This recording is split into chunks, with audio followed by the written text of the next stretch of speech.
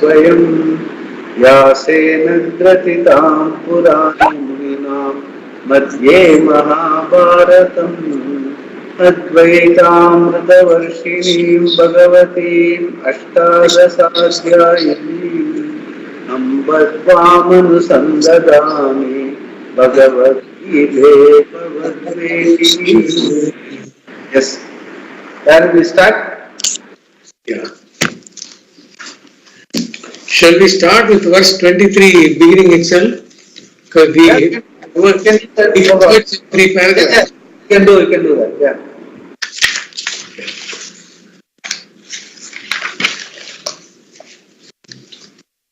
Once again. For those of limited discrimination, the result is limited. Antavattu talam tesham tat bhavat Tadbhavati alpamedasam. Tadbhavati alpamedasam. Devan devayo Devayo yanti. Bhakta yanti mamapi. Two, but alpamedasam tesham. For those who have limited discrimination. Tat palam, that result. Antavat, finite, having an end. Bhavati is. Devayaja, those who worship the deities. Devan, the deities. Yanti, go to. Madbhaktaha, those who worship me. Api, indeed. Mam yanti, go to me. Yanti. Mam yanti, go to me. But for those of limited discrimination, that result is finite. The worshippers of the deities go to the deities. Worshippers of me go to me indeed. Tesham alpa medasam. Alpa means a little. Medas means capacity to think. So, alpa medas is one who has a limited capacity to think, to inquire. Because they engage in such limited pursuits, they are alpamedasaha. Here it specifically means the one who has limited viveka. They do not have some viveka because they do have some viveka because they are devotees. They have dharma, adharma viveka and they recognize Ishvara in some form. But this is a limited viveka.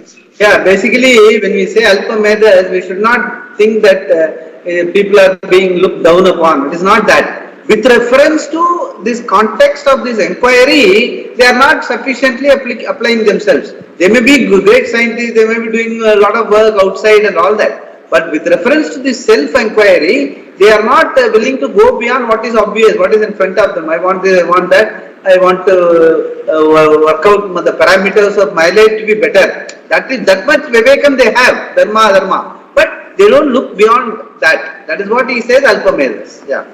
So that means, Swamiji, I have a question. Yeah. That means if we are worshipping Mahalakshmi, that means we are looking for riches. Exactly. Yeah, that is what he says, alpamedas. That is why I was giving the example, going to the Manmohan Singh and asking for Pushnikai. Bhagavan Tapai, you should not be asking for riches. You should be asking for, I want to be the freedom which you are. Sure. He will grant you himself all the other things. Yeah, that is what he says, alpamedas. That is because people may feel, what is this?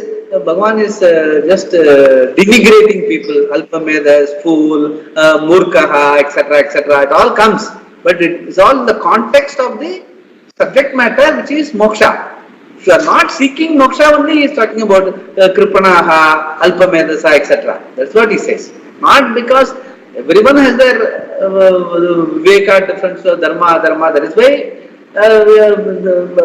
people are doing homa, people are doing bhakti, people are going to temple and all that. They are all living a normal, good life, no doubt. But we cannot be stuck there. That is why we are coming to Gita. Because Bhagavan says, you have to go for the kill. You should not be getting satisfied with small things in life. After living so long, after having taken a human birth, where moksha is the ultimate evolution of your life, You must ask for that. That is the whole Upadesa. That is why Bhagavan is giving the Upadesa. Vyasa has put Bhagavan straight away in front of us. You can't ask for anything less. That's why he has said that. Yeah. So that means when we go and worship in temple or do homa, we must look for moksha rather than Pray for moksha. moksha. Actually, we must have the sankalpa. The sankalpa we do, no? Yeah. Sankalpa we do only when during Mahamaham or something like that, the sankalpa has got moksha prityartam. Otherwise, all our sankalpas are Aishwarya Abhividyartam, etc., etc. Only during some big occasion like Mahamaham and all that, where moksha prityartam, there they say that, okay, that where the priest includes that. Not because you want it, because the priest includes it, you say. Otherwise, all our sankalpa, I am telling you honestly, in Madras itself, the Vidvat Sabha and Veda Parayanam and all are there. Okay, when you give a good donation, they take sankalpa for you. When you go and do that, when I tell them the sankalpa I want is only Antakarana Shuddhi, no, you tell what is your family, all those things, they will do the sankalpa on our behalf, this Abhividyartam, that Abhividyartam and all. Even when I say, I want only Antakarana Shuddhi, they don't take cognizance of it. That is the unfortunate part of it. That is what I am trying to say. People, Yes, they are learned, they are all scholars, but when it comes to this, Alpamedas, that is where the problem is. That is because they are looking for money. No, not only that. And in return, we will get this. Yeah. No, if everyone asks for moksha, nobody is going to get moksha just like that, just because you are praying. Anyway, when 100 people are praying, only one fellow may ask for moksha. At least for him, you do his sankalpa, no, the way in which he wants. Nobody else, everyone else is going to ask for this abhividyartam, that abhividyartam. But a person who is interested, you can do that. Somehow the insecurity is there. The problem is they are all interested only in Vyavahara and even with Bhagavan. That is the problem. That is where, that is something, which is a blemish in our own religion. That is all the problem. Probably because you won't get anything tangible by asking for moksha, which you can't see. That is what they think. Actually, that is the thing. In the sense, they think whatever we are getting now, which is all changing all the time, what you get today is going out tomorrow. Selvam, why it is called Selvam? Because it's Selvam. It always goes. But still you keep asking for Selvam. They think that is tangible. Whereas what we are asking, moksha is the most tangible. What is changeless? What is the reality? That is the only tangible. Everything else is changing. So the whole perspective is totally adverse. That is where the problem is. Very difficult to. But anyway, whomsoever has got the interest, we should explain to them. That is what we have to keep it going. That's all. We can't blame the people. So I am telling this because we are discussing the topic. Otherwise, no point. Yeah. Actually, Swamiji, in the discourses, they say that you ask for moksha, God knows whatever you want. But he is so happy you are asking for moksha, you become his Priya Bhakta, so he will grant you whatever else you need also. So you only ask for moksha. Exactly. Yogakshemam mahamyaham. Chintayantu maham yejana paryupasate tesham nityabhiyuktanam yogakshemam mahamyaham. If you ask for moksha, whatever is required phenomenally in you, keeping you going, keeping you in good spirits, that Bhagavan will take care of. That is why he says, Yogakshemam Mahamyaham. Whatever you have acquired in life, I will keep it properly. And I will keep your good health also. Yogakshemam Mahamyaham. When Bhagavan himself is guarantees in Gita and so many places, and still we are not trusting. Because we feel insecure. That's what they say. They will take. Avadin choliva. Ellarkum bhayam. Enga moksha கூட்டிட்டு போயிடுவானோன்னு பயப்படாதீங்கோ. நொச்சு சுவாமியும் சொல்லி கிருஷ்ண 2 பேரும் சொல்லி கேட்டிருக்கேன். பயப்படாதீங்கோ, நீங்க அங்க மோட்சம் காட்டினாலும் உங்களுக்கு உடனே மோட்சம் கிடைக்காது. நீங்க தைரியமா சொல்லுங்க, அதுக்கு பாருங்க. அவளும் இன்சிஸ்ட் பண்ணிட்டே இருப்பான். Because what we have to do, what is told in the Shastra, we should tell as it is. We should not dilute it in terms of understanding. See, that is where the philosophy and Shastra differs. Philosophy, they take a position, they justify. Shastra, what it says what is the truth. And you have to tell the truth. And if there are questions, you have to explain. The truth is, you are Purnam here and now. You are a Mukta Purusha. You are Moksha is basically what it is, what is already there, you have to know, that's all. You don't have to gain Moksha. You are already Mukta. Being is Desakala Vastu Aparichinnam. It is right now, here and now, all of us are Muktas. Listen, that is the reality. That is the only reality. Everything else is changing. That's all only role play. So, for the reality to know, understanding is the only thing we have to do. And you are not going to gain anything. You are going to understand the reality. And then, whatever happens will keep happening. The changing will keep changing. And whatever you have to do, you will do. If at all you have to eat, you will eat. You will have to drink, you will drink. You will have to do this work, go to office, do this work, you will do. You have to take care of your children, you will do. That will go on. That is all in the phenomenon. That is why Bhagavan says, once you are, that is why I have sent you that small clip, where in Gajendra Moksham, Bhagavan says, you are like a reed in his hand. Once you are in his hand, he will become flute. Yeah. You are ordinary bamboo. But once you submit yourself into his hand, he will become a flute. Only good things will flow out of you. I will take care of that. Such a beautiful analogy. That's why I sent it to you. So that much of surrender, that is called Saranagati, that is called Prapatti. Prapatti means unto you I surrender all my, you also, the Samashti Swarupa, that you will take care, Yoga Kshemam Mahamyaham, that is also Shraddha. And also I surrender everything of mine, that is all Saranagati. Both have to go together, Saranagati and Prapatti. And this is the only Saranagati and Prapatti. Not Vaikuntha and all that.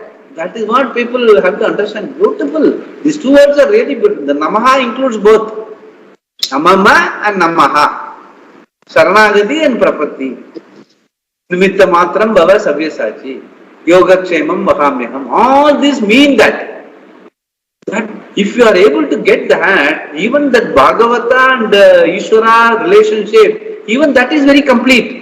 If you can really do that when you go into a temple every day, and total surrender and oneness with Bhagavan at that moment, and if you are able to carry that feeling in your day-to-day activities, slowly and steadily you will understand that that oneness is the reality. Because whatever you have, also you have surrendered. Whatever Bhagavan has is also all in that samashti, in the sense whatever he gives, changes and all that. The whole thing is one samugam of Saguna Brahma, in the sense all changing reality. But the reality of Ishvara Swarupa and reality of your Swarupa are one and the same. Desakala Vastu Aparichinnam. What we have seen in the first 6 chapters. And that is what Bhagavan says now. Mattaha Anyaha. Jnani alone understands the first 6 chapters properly. He is my Unmayana Bhaktan. He makes it very clear. Jnani tu Atmaiva me matam. Nanu Jnani unna. There is no second. So that is a beauty, no? That is what we want. Ultimately, who will not want that? But thing is that we have to understand. Understanding has to sink in. That is why we are doing this. Shavana. That's what my own experience, Swamiji. 10 வருஷமா படிச்சாலும் இப்பதான் it is sinking in. Before that, they used to say all that. நான் நிஜமாவே சொல்றேன், மோக்ஷம் சொல்லும்போது pray பண்ணும்போது அவ சொன்னது ஞாபகம் வரும், ஆனா பயமா இருக்கும். So I used to, and they will also say, they also know that. So they will say in the discourse, சொல்லுவா, பயப்படாதீங்கோ, உங்களுக்கு உடனே மோட்சம் கிடைச்சிடாது, பகவானுக்கு வந்து நீங்க ரொம்ப பிரியமாயிடுவே, உங்களுக்கு வேணுங்கிறத பகவான் பண்ணுவார், அப்புறம் உங்களுக்கு முக்தி கொடுப்பாருன்னு. பட் நம்மளோட நாட் நோயிங் த இன்சைட் இன்ஃபர்மேஷன்ல இப்போ what it is and all மோக்ஷா மோக்து நம்ம வந்து என்ன நினைச்சுக்கிறோம், மோக்ஷாங்கிறது something to be going for. Freedom here and now we have to only understand explicit சொல்ல மாட்டேங்கிறா. That is very important. அது நமக்கு அவ சொன்னாலும் it has not been registered. So they say you and Swami are the same. Na chonnano. It has not, as you say, it has not sunk in. So you feel, oh, they are same. They both are same. I mean, you take it easy. You don't really think of. Like Swamiji used to say, there was a child, there was a student. Okay, then to whom he went and told that classic example of the equation. 100 minus 93 equal to 5 plus 2. Then the class was over. Then this boy was asked, did you know what is the answer? He knows, 7 is the answer. How do you know? Because you say. I have total Shraddha in you. There will சொன்னது கரெக்டா தான் இருக்கும். But it doesn't assimilate. It doesn't assimilate. It is not a belief. It is to be understood. So that part of it is missing. It is not a belief that that Nanum Ishwaranum Onnungiradhu is not a belief. It is an understanding here and now. Yeah.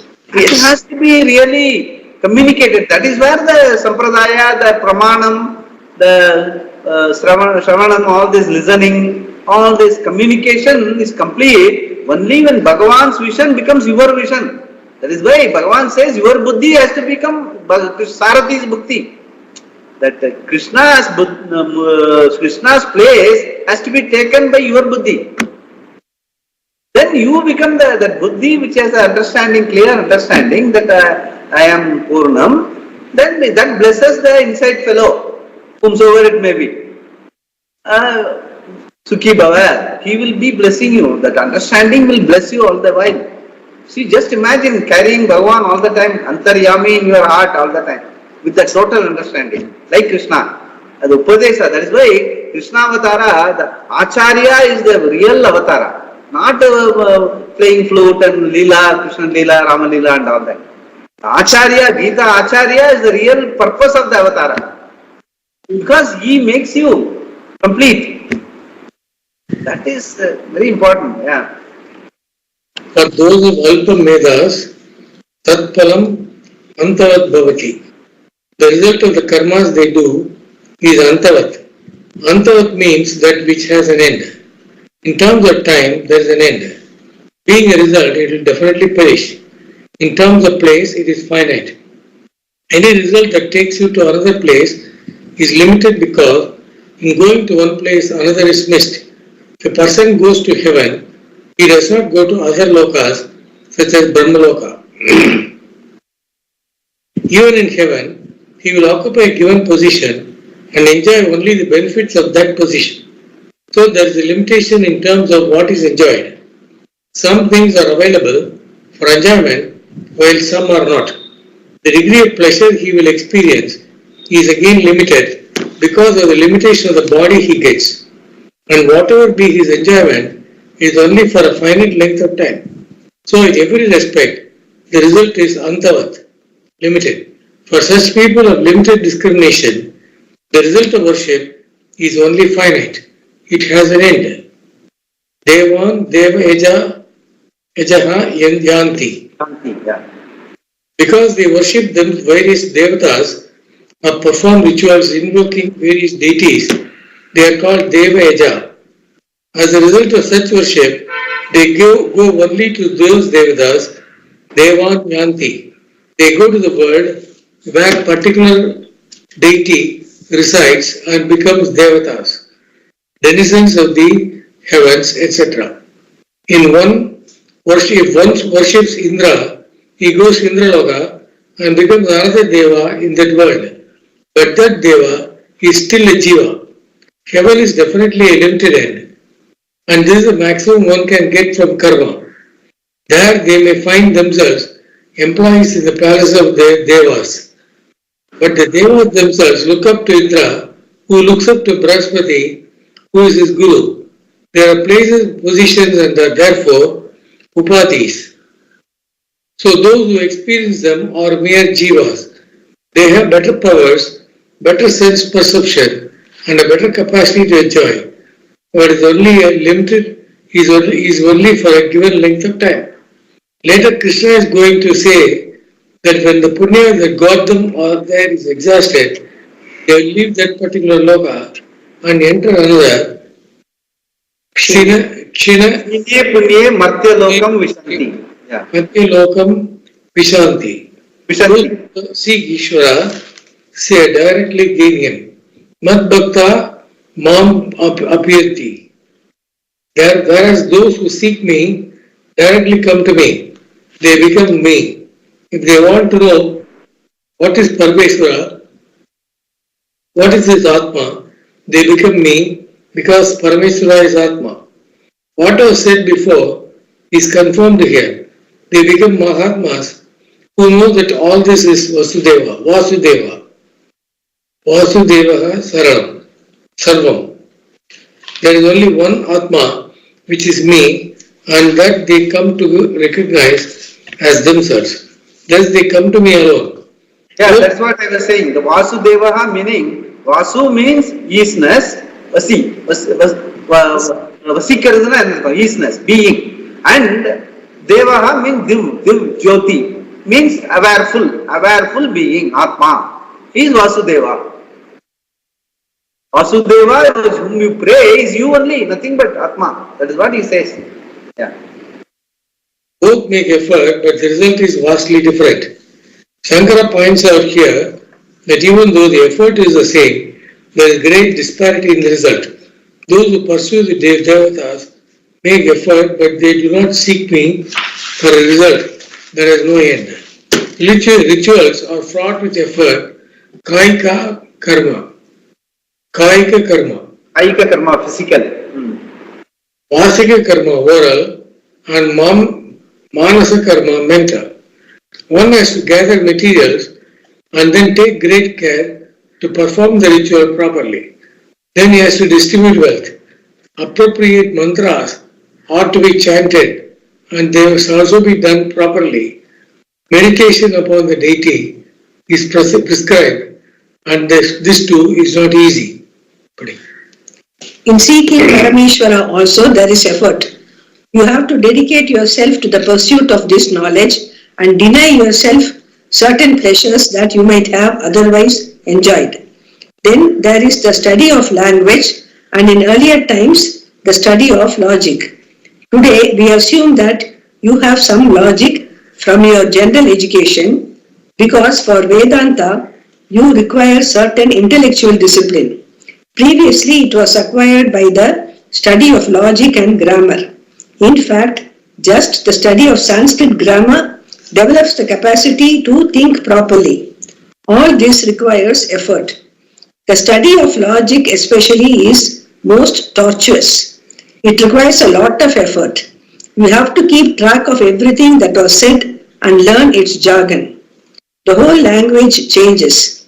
To say a pot is filled with water, they will say that object that is conditioned by the word called pot is filled with the thing which is conditioned by the word water. And filled is neither less nor more. By the time he completes the statement, it will be in the form of 2 paragraphs. This is Indian logic. It is very thorough. For a ritual you make a lot of effort, and to conduct this inquiry you also make a lot of effort. But for the first you get a limited result, and for the other the result is limitless. The very seeker is resolved. What kind of a bargain is this? There is no bargain at all. And for the Viveki there is no choice either. Only for the Aviveki does there seem to be some choice. Even the effort is disparate. The effort, however, is not really equal. Paramatma is not separate from Atma, the seeker. It is already accomplished. It is oneself alone. And yet, without Viveka, a person abandons it and pursues something else. One has nectar in one's hand and gives it up and extends the other hand for some gruel. Atma is already available without any effort. One has only to claim it, nothing else. Only a single effort is involved here, knowledge. But if one does not discern this, he or she has a lot of things to do. If one has vairagya, clarity about what produces what, and if one loves knowledge, all one has to do is only to inquire. What effort is there in that? Yet when one undertakes this pursuit, the whole society will sympathize with the person, thinking that he or she is making a great sacrifice and wondering what is wrong with the person. But one does not feel one has sacrificed anything. One has a commitment to the pursuit of knowledge, and so there is no real giving up and no effort. For a person with such a commitment, this concept of giving up is sheer nonsense. When the fruit is ripe, it detaches itself from the tree. It does not give up anything. It falls off the tree because otherwise it would hang and rot. It has to fall so that another tree will come out of it. Giving up is only from the standpoint of a person who has some difficulties, not for the person who has maturity. For such a person, there is no giving up, there is simply growing out of. Others consider that one has made a foolhardy step. But if the person is a viveki, he or she will understand them. They have their own value system. If they ask this person what he or she will do for the next meal, he or she will say, when I am hungry, I will think about it. The future is not a problem for him or her. For such a person, there is no effort at all in this pursuit. The whole pursuit being in the form of inquiry, all one requires is one's mind. For rituals, a lot of ingredients are required, but for knowledge only the mind. And there is no sense of effort in the inquiry, because all along one is discovering something, and that is all one wants. All along it is beneficial, not just at the end. It is one continuous pleasant affair. From the beginning it is an end in itself, and therefore it is entirely different from any other pursuit. So, in fact, there is no equality of effort. And in terms of the result, they are definitely different. One is samsara, the other is moksha. They are opposites. Yet people do not come directly to Bhagavan, so he shows them sympathy here in this verse. Those who seek me directly attain me, while those who look upon artha and kama pursuits invoke various deities and gain only the limited results they seek. Krishna has already explained the meaning of the word mam, me, as the one who is the self of everything, the one the jnani knows as himself. He says that these people recognize his essential form and therefore are non-separate from him, the Lord. The whole presentation here is from the standpoint of Paramatma. Either Vyasa introduces Krishna here as Ishvara, or Krishna introduces himself as Ishvara. Whether Krishna was a historical figure or an avatara does not matter. The next verse he is introduced very clearly. Prashant can read? Prashant. There Yes, or not? yes, Swami. Yeah, read, yeah.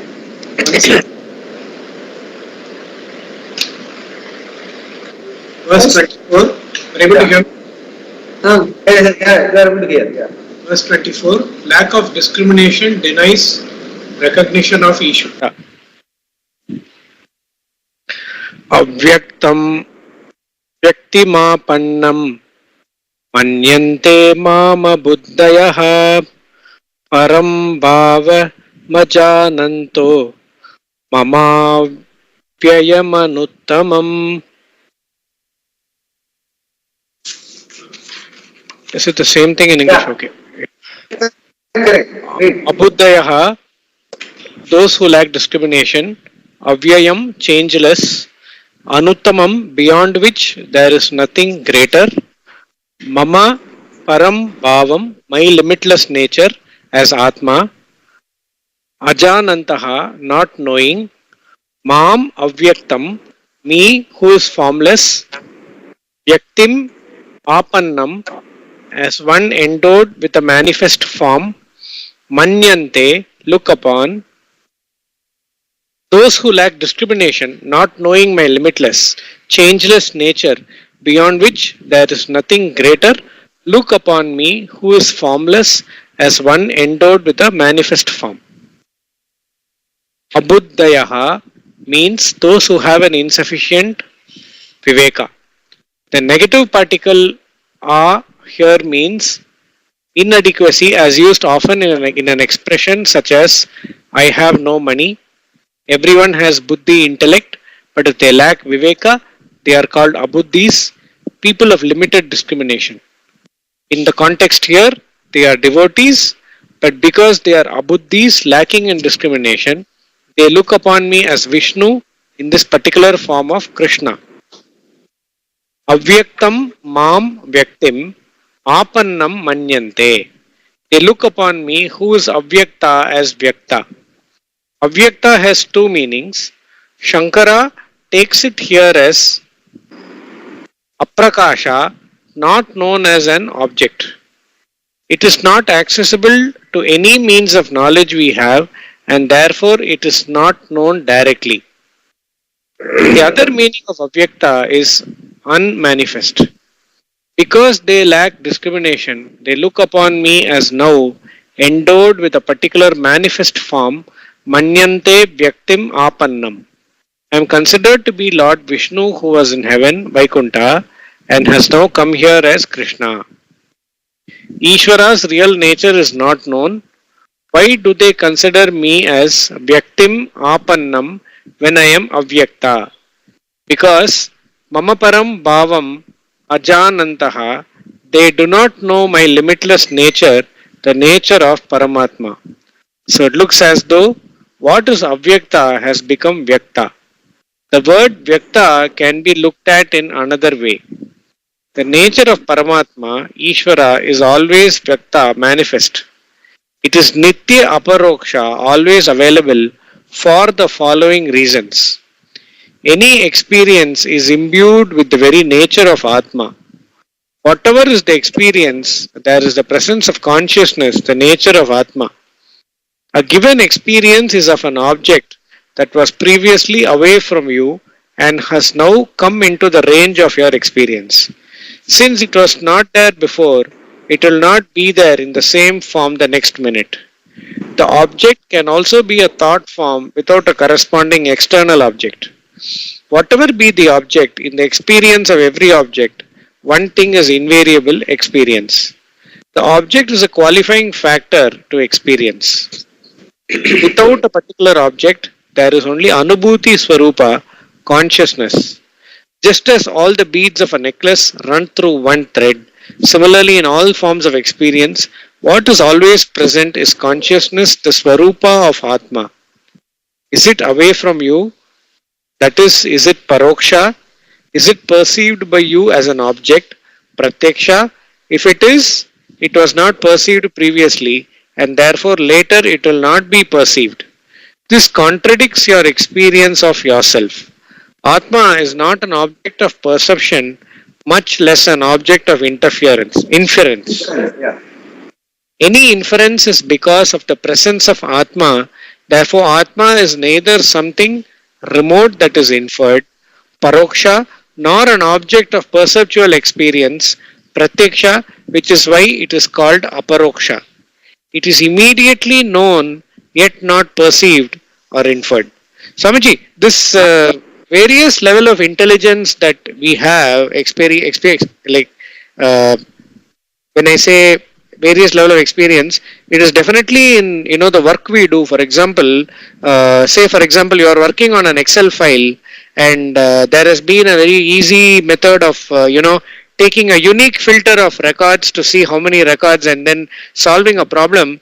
That thought will never arise to you the whole day, and will arise maybe 15 minutes before a meeting or half an hour before a meeting in order to solve that problem, and we do that, right?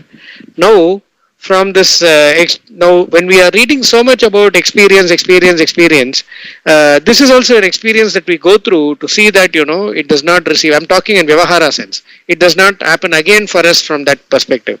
Now, if that repeatedly happens to you, does it mean that the grace of Krishna is not there with you to that expected level, and you need to do more tapas in order to get the grace of Krishna? Because I have experienced in both ways. Someday I would have done lot of puja, and I know puja does not have thing with experience to karma, but some days you feel very good. You have a free mind. You'll do better. Some days you'll have tensed mind. So what is this experience that is talked here as? See, the experience that is being talked about here is, in every experience, there are two components: the changeless and the changing. The changing will change. It can be sometimes positive, it can be sometimes negative. In the sense, you may get it or you may not get it. It may give the correct karma, or you may do a mistake also without your knowledge, or with your knowledge, or because of some other factors. So the result also the same way. It may be exactly as you wanted, or it can be plus, or it can be minus, it can be opposite. So whatever experience, the changing part of it will keep changing. And the changeless is you. The changeless is you. Because of that only you are able to say that sometimes it happens, sometimes it doesn't happen, sometimes I am able to do, sometimes I am not able to do. You are very much aware of all the changing realities, whether it is positive or negative, or as per your expectation, or totally opposite, whatever it is. So that the fact that you are the changeless, who are able to see all these changes, is your reality. And the changing will keep changing. It may sometimes happen, whatever way it happens, you take it as prasada, because it is part of the changing reality. So actually, as I said, it cannot be even called changing reality. It is changing. That's all. Reality is only you. Because reality is changeless. So this prajna, this understanding that as a changeless, I am seeing all this. If that prajna is there all the time, you are the, in the sense, you are the Atma, you are the Purna Purusha. Bhagavan also, in his own presence, in the presence of Krishna itself, lot of things happen, plus and minus. But he was always Kutastha because he knew that he is a changeless being, Swarupa. He says that you also do that and do whatever you can without taking any tension and all that. Just do whatever best possible you do. That is what he says. So that is what it is. Experience part of it. Two components will be all the time be alert to. Yeah. The brain. Yes. Prashant, you see, draining there, he was asking. Yeah, in Kuchipudi. No, it's not. It is only, I have power cut today, so light is a bit dim. Swamiji, actually, my experience, like Prasad was asking, any inference is because of the presence of Atma. Exactly. Hence, today I am able to understand very well. Okay. Yeah. Ask, sometimes Prasad may not understand what it actually means. This was my experience earlier. I am able to look at it. Any inference is because of the presence of Atma. Yes. Actually, I tell you, no experience is possible unless there is a changeless reality behind. You are able to moment changes you are able to perceive because there is a changeless you. If you are also changing, how will you perceive the changing? You are not able to. You are changeless, that is why you are able to perceive the changes. That is itself which gives the clue that I am the changeless. That is Prashant, that's what. There is a beauty in this. That is what we have to arrive at. That is what the whole understanding is all about. I am the changeless. And in that there should be some satyata, some grace is needed. Since you have to have that. I am what? This is what I am. This is because of me only. Actually, I tell you, if you are able to look at it that way, then there is no question of avidya. Avidya meaning, hence, avidya is what? Not knowing. Okay? That not knowing is what, where it is there, we think that it is there in that object. I don't know about that and all that. See, there is an object, you see that, it makes an impression in your mind. What you see is not the object. You are seeing the impression in your mind. Which is what I have told you already. That thought all the time keep on changing. So, it has no vyavastha. So you will never feel guilty that I don't know. Because it's all like a movie, it's all going there. Okay, to that extent I am able to relate and I am able to do act upon it, you do it. With all the Ishvara Arpana Buddhi, this is a phenomenon which I am Nimitta Matram Bhava. I am there in this position, I know this much, I do it. Like what he was telling, sometimes he is able to solve the problem immediately just before the meeting, sometimes it doesn't happen. It's all because of, it's all in the Antakarna, that's all, it's all happening there, like even a dream, like even a movie. So we should not be really giving too much of importance to that, but be alert to that and keep doing, because you have got a role to play and everyone else, not everyone else around you are looking at it that way, they expect something from you, from the role, just do it. But in your understanding, you be clear that you are the changeless and whatever is happening is in the purely as a vritti, is happening in your mind, thoughts continuously change. Whatever experience you think, that is all happening in your mind only and it's moment to moment it is going to change. So that much of alertness should be there. If they are there, then you will be able to look at the whole Vyavahara as a movie. Happening continuously, changing, and we are doing whatever, we also put our own role play in that movie, we are also doing, that's all. But it's all in the movie. Whereas the reality is the changeless, in which all the bright screen, all these are happening. I am only blessing the whole thing. And that's what Bhagavan says. If only you understand that, you are like me. Bhagavan says to Arjuna, you can be like me. Mattaha anyaha na. Neeyu nanum verillai. That awareness, that alertness will help us, will freedom. That is called freedom. That is moksha, here and now. Thereafter we will do whatever we need to do. We are in a position, we will be doing, like Krishna is doing, like Arjuna is doing, we will also be doing. Whatever we need. That is not going to stop. The world is not going to stop because you have understood. That is that Satyam should be there. We should not be afraid of that.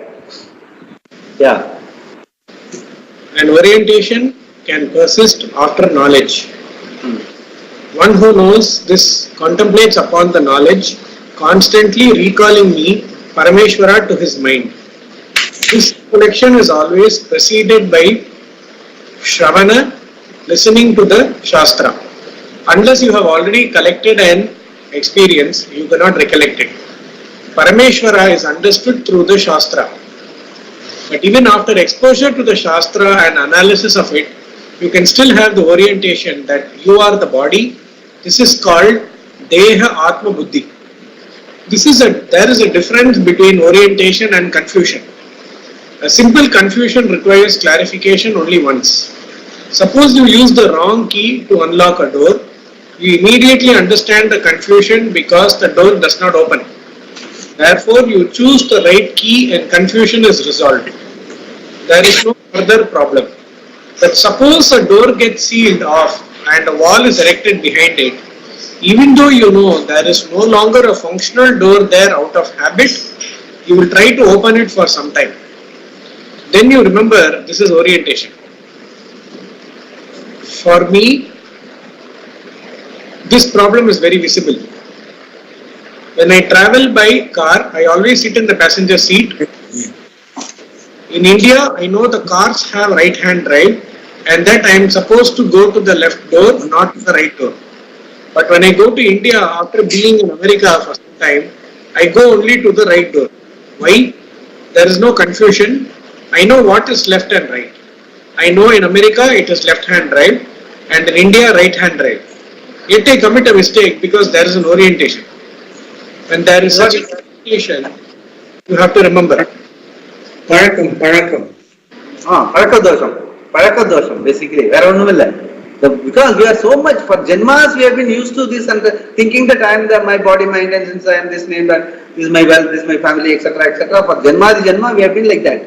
So to take a back seat and say that I am the awareness being, all these are my roles, it takes some time. But it has to, that is why that constant Shravanam, meditation, all those things are prescribed. Understanding is one time, confusion is over. Thereafter, for it to sink in, you have to do constant Shravanam, Mananam, Nidhyasam, keep reflecting, keep asking questions, keep doing meditation so that it sinks in. Yeah. It does not go away just because you have resolved the confusion. nor does it go by a single recollection of what you know. The notion that Atma is the body and the body is Atma is what we call Deha Atma Buddhi. This confusion is resolved by the Shastra. Once it is resolved, you should not have any problem, but you see that the problem continues. Either the Shastra is not properly understood or the problem continues because of orientation. Even in one life, so many years have been invested in this notion. How are you going to remove it? Just because somebody said Tat Tvam Asi, the orientation has to go. How to correct the orientation? To help remove this orientation, you need the exposure to the teaching direct and indirect.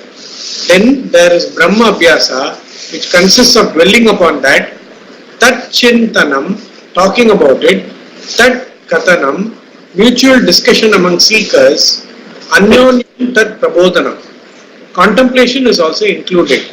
Living with the knowledge in this way for a length of time is remembering Smaranam, and it is absolutely necessary. This is to be done as long as necessary. Shankara says elsewhere, Satatam Smarati Nityashaha. Nityasaha means always, and so does Satata. Why does he use two words with the same meaning? Satata has the sense of without any interval, remembering Ishvara constantly. Remembering here is spending your time in contemplation, in dwelling on the truth of Ishvara as revealed by the words of the Shastra. The word Nityasaha also means always, but it has the sense of a length of time. You can dwell constantly for 1 day, 2 days, 1 week or 1 year. So constantly, for how long is this to be done? For this Bhagavan says Nityashaha, for a long time. Nityasaha for a long time. The affix sas on Nitya gives the meaning of abundance. Nitya means always, and adding sas to it extends it. It is not a 1 or 2 days or a 3-year affair. It has to be done as long as you are alive. However, it is not an unpleasant talk. It is a very pleasant affair. Constantly remembering the fact that Aham is Parameshwara is something that you love. It is the highest form of joy because you cannot be better than that. It is not simple self-hypnotism. It is knowledge born of Shastra, and again you dwell upon that. Somehow the mind will pose the question, how can you be Parameshwara? It may argue, how can you be Parameshwara in spite of a backache? You now have a contemplative theme. This is how the contemplation continues. Anything that opposes the vision has to be met with. How long should this go on? Shankara says, as long as one is alive. In the beginning, perhaps it is something that has to be done consciously, then later it becomes very natural. There is really nothing for you to think about. If the fact Aham Parameshwaraha is very clear to you, then there is no problem. Your mind does not pose any objections. Neither a mental condition nor a condition of the physical body is taken to be the nature of Atma. Things are viewed as they are. In this case, you do not need to do anything. However, when you require Smarana, for how long it should be done, as long as it has got to be done, it is done.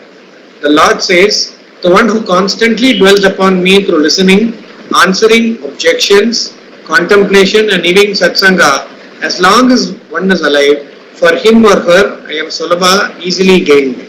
We want to stop here? Yeah. Yeah, we will take it up tomorrow. Yeah. Om Purnamada Purnamidam Purnat Purnamudachyate Purnasya Purnamadaya Purnameva Vasishyate Om Shanti Shanti